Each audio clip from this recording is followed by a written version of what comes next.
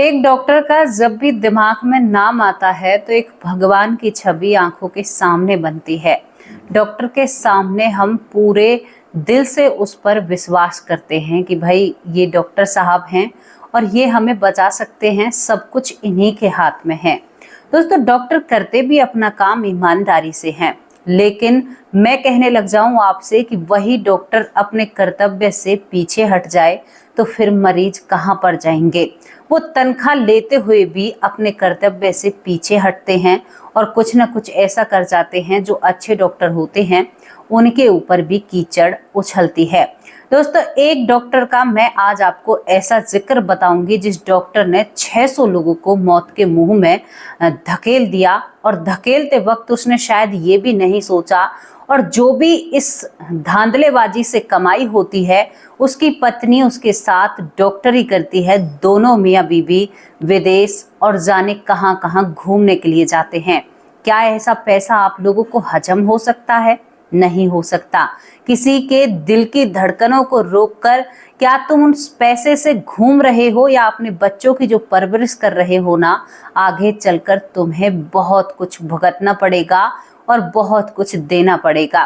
दोस्तों, यहाँ पर पुलिस अपना काम करना छोड़ दे, डॉक्टर अपना काम करना छोड़ दे, या एक नेता अपनी मर्यादा में रहकर काम ना करे तो शायद हमारे देश की व्यवस्था खराब हो जाएगी।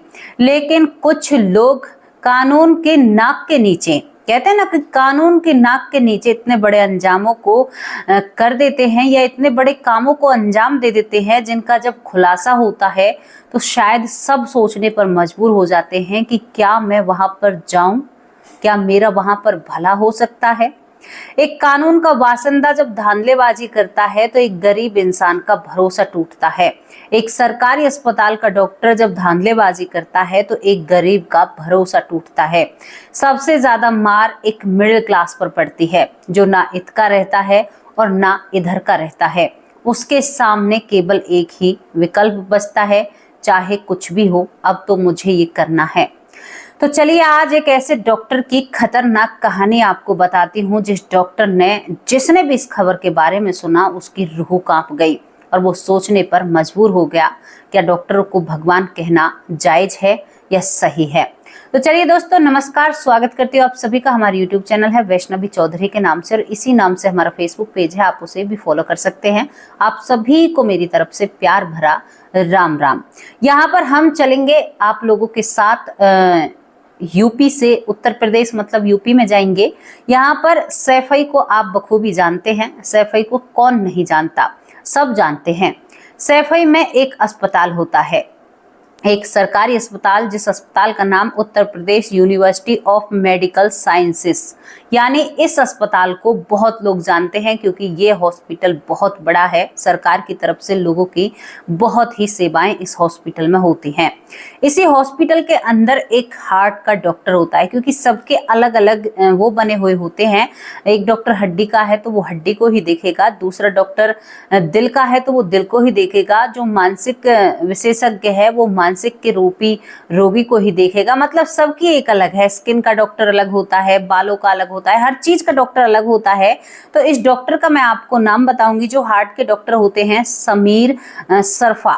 समीर सरफा इस हॉस्पिटल में, जो मेडिकल साइंसेस हॉस्पिटल है, इसमें 2016 में ज्वाइन करते हैं, यानी 2016 में ये इसमें आते हैं और इसी हॉस्पिटल में इनकी पत्नी भी होती हैं। 2016 में ये इस हॉस्पिटल में आते हैं और दोस्तों बीच में इसको सस्पेंड भी कर दिया जाता है। अब सोचने वाली बात थी, सस्पेंड क्यों किया था? क्योंकि इन्होंने मरीज से हॉस्पिटल में दवाई होते हुए बाहर से दवाई मंगाई थी, उसके ऊपर इनको 1 साल के लिए कहते हैं कि सस्पेंड कर दिया जाता है। अब यहाँ पर आपको इनकी बात बताऊं, ये छोटी बात मानकर इसको 1 साल बाद बहाल भी कर दिया जाता है, यानी 1 साल बाद दोबारा से ये इस हॉस्पिटल में आ जाते हैं। और जो 1 साल का बीच का वक्त जो होता है उसमें भी ये घर नहीं बैठते हैं, उसमें भी ये यहाँ पर झांसी जाकर वहां पर डॉक्टरी का काम करते हैं। अब इसकी ऊपर जो आरोप हैं वो कितने संगीन हैं और क्या इसने किया था, ये सब कुछ जब मैं आपको बताऊंगी तो आप अपने दांतों तले उंगली चबा लोगे और शायद आप कहीं भी किसी भी डॉक्टर को देखकर घबराहट महसूस करोगे। दोस्तों, ये डॉक्टर होता है हार्ट का। हार्ट का डॉक्टर होता है और कहानी कहां से शुरू होती है, इसके पास एक वकील की पत्नी आती है। वकील का नाम ताहिर होता है। ताहिर की पत्नी जब इसके पास आती है तो ये उनके जब चेकअप करते हैं तो ताहिर से कहते हैं कि आपकी बीवी की जो धड़कन है वो सही नहीं चल रही है।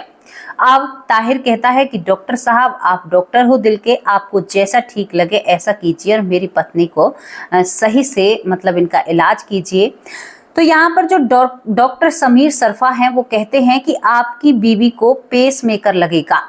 अब पेसमेकर आप सोच रहे होंगे पेसमेकर होता क्या है, तो पेसमेकर के बारे में आप लोगों को बता दूं, जिनको दिल की प्रॉब्लम होती है, जिनकी हार्ट बीट सही से नहीं चल पाती है, यानी दिल की धड़कन अच्छे से नहीं चल पाती है, ये पेसमेकर एक मशीन होती है छोटी सी, और ये आपकी धड़कन को मेंटेन करती है, यानी सही रखती है। अगर धड़कन ज्यादा जोर से चलती है तो उसको सही पोजीशन में लाती है, अगर आपकी धड़कन धीरे से चलती है तो भी उसे सही राह में रखती है। अब यहाँ पर पेसमेकर के लिए जब वकील को कहा जाता है तो वकील भी इसके बारे में ज्यादा नहीं जानते हैं और कहते हैं कि डॉक्टर साहब जैसा आपको ठीक लगे आप वैसा कर सकते हैं। अब यहाँ पर जो पेसमेकर लग रहा था वो करीबन 4 लाख रुपए इस डॉक्टर से मतलब इस मशीन को खरीदने के लिए कहता है कि भाई हमारे थ्रू लोगे, अगर आप प्राइवेट में जाओगे तो वहां तो आपको बहुत महंगा पड़ेगा। वकील साहब यहाँ पर अपनी पत्नी का इलाज करा लेते हैं, पेसमेकर ऑपरेशन के जरिए फिट कर दिया जाता है। अब यहाँ पर जो वकील की पत्नी होती है ताहिर की पत्नी को अजीब महसूस होता है। जब अजीब महसूस होता है तो वो अपने पति से कहती है कि भाई मुझे बहुत अजीब लग रहा है। तो ताहिर अपनी पत्नी को, जो वकील ताहिर होता है, दोबारा डॉक्टर के पास लाता है। डॉक्टर दोबारा से चेकअप करते कहते हैं कि सब कुछ नॉर्मल तो है, सब कुछ बढ़िया है, अब तो एकदम हार्ट बीट एकदम सही चल रही है। और यहाँ पर जो ये डॉक्टर होते हैं समीर सरफा, इसको जाना माना डॉक्टर माना जाता था हॉस्पिटल के अंदर, मतलब इनका नाम का डंका बजता है। वकील ताहिर अपनी पत्नी को ले जाता है। धीरे धीरे 2 साल निकल जाते हैं ताहिर की पत्नी को, और ताहिर की पत्नी की हालत बिगड़ने लगती है। अब ताहिर की पत्नी कहती है कि मेरा इस डॉक्टर पर भरोसा नहीं रहा, आप मुझे कहीं और दिखाकर लाइए। तो यहाँ पर ताहिर की पत्नी को दूसरे हॉस्पिटल में ले जाया जाता है और वहां पर इसका इलाज के दौरान इसकी मृत्यु हो जाती है। जब ताहिर की पत्नी की मृत्यु होती है तो ताहिर बहुत परेशान होता है, और वो प्राइवेट डॉक्टर थे, वो बताते हैं कि आपकी पत्नी को इतनी परेशानी थी और आपने इतना घटिया पेसमेकर लगवाया है अपनी पत्नी को, क्या आपको उसकी सांसें प्यारी नहीं थी? जब ताहिर को ये सब कुछ सुनने को मिलता है तो उसे पता चलता है उस डॉक्टर की सच्चाई। अब ताहिर अपनी कंप्लेंट लेकर पुलिस के पास जाता है। पुलिस स्टेशन में जब ताहिर जाता है तो पहला सवाल पुलिस वालों का होता है कि ये पेसमेकर होता क्या है। अब यहाँ पर वो कहते हैं, ताहिर पहले बताता है और इस पर कोई भी कार्रवाई नहीं होती है। ताहिर एक पेशे से वकील होने के बाद भी कुछ भी नहीं कर पाते हैं। दोस्तों इसके बाद धीरे धीरे इस डॉक्टर के पास बहुत सारे मरीज आ रहे थे और उन सबको एक ही प्रॉब्लम होती है, ये सभी को पेसमेकर लगाते हैं। यहाँ पर इटावा की एक नूरबा इनके पास आती है, इटावा की नूरबा को भी ये पेसमेकर लगाते हैं। करीबन 6 या 7 महीने के बाद इटावा की नूरबा भी इस दुनिया से चली जाती है। उनको भी यही मामला निकलता है कि उनका पेसमेकर नकली है। अब यहाँ पर एक और आती है नाजिमा को भी पेसमेकर लगाया जाता है। नाजिमा करीबन बहुत ज्यादा उम्र की होती हैं, तो उनकी भी मृत्यु हो जाती है। घर वाले सोचते हैं कि आखिरी वक्त था, शायद भगवान या अल्लाह ताला ने इतना ही जीने के लिए भेजा है, उसको भी बिना छानबीन किए ऐसे ही कर दिया जाता है। दोस्तों यहाँ पर एक 46 साल की रेशमा आती है। रेशमा को भी पेसमेकर लगाया जाता है इस डॉक्टर के जरिए, जो डॉक्टर समीर सरफा होता है, साथ में इसकी पत्नी होती है। दोस्तों यहाँ पर जो ये 46 साल की रेशमा होती है ये भी इस दुनिया से चली जाती है। अब यहाँ पर ये मामला बहुत गंभीर हो रहा था, क्योंकि जितने भी मरीज इसके पास जाते वो सभी को पेसमेकर लगाता, और ये मरीज अब इस डॉक्टर से भरोसा उठने के बाद इधर उधर हॉस्पिटलों में जब जाया करते तो सब जगह से एक ही बात निकल कर आती कि ये घटिया पेसमेकर तुम लोगों ने कहाँ लगवाया है, क्या मरीज की जान तुम्हारे लिए इम्पोर्टेंट नहीं थी? यहाँ पर सभी लोग इधर उधर थे, कोई कहता है कोई नहीं कहता है, कोई पुलिस के पास पहुंचता है कोई नहीं पहुंचता है। दोस्तों धीरे धीरे वक्त निकलता है, पति पत्नी मौज से रह रहे थे। यहाँ पर जो समीर सरफा होता है बहुत अच्छी जिंदगी गुजार रहा था, लेकिन कहते हैं ना कि ये सब कुछ क्या चल रहा था। अब यहाँ पर जब बहुत ज्यादा पुलिस के पास कंप्लेंट पहुंचती है तो आप लोगों को पता है हॉस्पिटल के ऊपर एक और हेड होता है, उस हेड के पास भी एक कंप्लेंट पहुंचती है, लेकिन वो हेड भी इससे मिला हुआ था। रमाकांत, एक पूरी टीम होती है हॉस्पिटल के ऊपर। अब डॉक्टर रमाकांत भी कहीं ना कहीं इस समीर सरफा को बचाने की कोशिश करता है और बचा ही लेता है, लेकिन तभी एक ईमानदार डॉक्टर की यहाँ पर एंट्री होती है जिसका नाम रमेश होता है। वो 5 लोगों की टीम गठित करता है, इन सभी डॉक्टर के ऊपर था वो। अब उसके पास जब ये कंप्लेंट आती है तो पुलिस को तैनात किया जाता है, पुलिस इसकी छानबीन करती है। पुलिस छानबीन कैसे करे जब उन्हें पता ही नहीं है, फिर कुछ डॉक्टर की टीम इकट्ठा की जाती है और दोस्तों यहाँ पर जो समीर सरफा होता है इसकी पूरी जांच पड़ताल की जाती है। जांच पड़ताल की जाती है तो ये किसी फेक कंपनी से जो पेस मेकर बनाते हैं वो इसे 10,000 में पेस मेकर बेचा करते और 10,000 के पेस मेकर को यहाँ पर जो डॉक्टर साहब हैं करीबन 85,000, 1 लाख, 4 लाख जैसे भी इसका काम बैठ जाता वैसे ही ये मरीजों को लगाया करते और जिनको कोई परेशानी भी नहीं रहती है ये उनको भी पेस मेकर लगा दिया करते, क्योंकि नकल थी। असल होता तो लोगों को परेशानी नहीं होती। जब वो नकल और नकली सामान काम करने से सही काम नहीं करता है तो वहां पर मरीज इस दुनिया से चला जाता है। बहुत सारे केस इकट्ठा होते हैं तो पुलिस पता लगाती है कि यहाँ पर इसने करीबन 600 लोगों को पेस मेकर लगाए थे। 600 लोगों में से पेस मेकर जिनको लगाए थे 200 लोग इसकी वजह से इस दुनिया से जा चुके थे, इस नकली पेस मेकर की वजह से। उस कंपनी को भी धर दबोचा जाता है और वो कंपनी इनको दूर दूर घूमने के लिए, टूर के लिए लालच दिया करती थी और इनसे एक डील की गई थी और इसमें जो पहले डॉक्टर रमाकांत होते हैं इनको भी खींचा जाता है, क्योंकि अकेला बंदा ऐसा सब कुछ नहीं कर सकता। पूरे डॉक्टर की सहमति से, पूरे हॉस्पिटल के स्टाफ की सहमति से ये सब कुछ होता है। इतने लोगों की जान जाने के बावजूद भी यहाँ पर पुलिस ये दलील देती है कि 200 लोगों की शायद हानि इसमें हो चुकी है। शायद उनकी जान किसी के लिए कीमती ना हो, लेकिन उन्हें जाकर पूछो जिनके वो घर के रहने वाले थे या जिनके जो परिवार के सदस्य थे। दोस्तों, एक डॉक्टर कब भगवान से हैवान बन गया ये शायद उस डॉक्टर को पता था, लेकिन जो आम मरीज हैं उन्हें नहीं पता था कि एक डॉक्टर कब भगवान से हैवान बन गया। जिनके पास हम अपनी सांसों को बचाने के लिए जाते हैं, हमें घबराहट होती है कि कब हमें डॉक्टर सही करेंगे, कब हम ठीक होकर दूसरों को देखकर कि ये कितने अच्छे से चल रहे हैं, हम भी किसी न दिन ऐसे ही चलेंगे। अब यहाँ पर जब डॉक्टर ही बेईमानी कर जाए तो फिर आम जनता कहाँ पर जाएगी। पता है, एक डॉक्टर को कसम खिलाई जाती है कि भाई तुम्हारा पैसा ऐसा है कि अगर तुम खाना भी खा रहे हो ना तो भी तुम्हें एक मरीज की मदद करनी होगी। एक अच्छा डॉक्टर, एक अच्छा इंसान, यही सब कुछ उसकी जिंदगी में होता है। लेकिन वो डॉक्टर अय्यासपने में, घूमने में, अपने बच्चों पर उन पैसों को खर्च कर रहे हो। आज पुलिस ने उनके ऊपर कानूनी कार्रवाई की। कानूनी कार्रवाई के दौर उन्हें सलाखों के पीछे पहुंचा दिया, लेकिन इस पर अभी बैठकें चल रही हैं, इस पर कार्रवाई चल रही है। ज़्यादा से ज़्यादा, जल्दी से जल्दी छूटकर ये शायद बाहर भी आ जाएगा। लेकिन वो 200 लोग, और इसने 1 साल जो झांसी में काम किया वहां पर भी इसने बहुत सारे पेसमेकर जाने कितने लोगों को लगाए, उनका तो कोई रिकॉर्ड ही नहीं है। क्योंकि जब इसको सस्पेंड किया जाता है 1 साल के लिए तो ये घर नहीं बैठता है, ये तब भी बाहर काम करता है। तो ऐसे डॉक्टरों के लिए तो शायद मेरे पास तो कोई अल्फाज ही नहीं है। और ऐसे डॉक्टरों को हम क्या कहें, क्योंकि देखो, सरकारी अस्पताल में वही इंसान जाता है जिसके पास शायद खुर्जी कम हो। अब आप सोच रहे होंगे कि खुर्जी क्या होती है, यानी पैसे कम हो। एक मजबूरी भरा इंसान, एक मजबूर इंसान, एक घर की तंगी से जूझता हुआ मिडिल क्लास वाला इंसान शायद सरकारी अस्पताल के दरवाजे खटखटाता है, और वो तब खटखटाता है जब सारे में लुट कर आ जाता है। आज इलाज कराना बहुत आसान नहीं है, वाकई में ही। गरीब इंसान का तो इलाज है ही नहीं। सरकारी हॉस्पिटल में यहाँ पर ढंग से देखते नहीं हैं, और जो प्राइवेट हॉस्पिटल हैं गरीबों की उतनी हैसियत नहीं है, मिडिल क्लास वालों की भी हैसियत नहीं है। सच में ही एक एक दिन का खर्चा जो होता है 1.5 लाख रुपए होता है।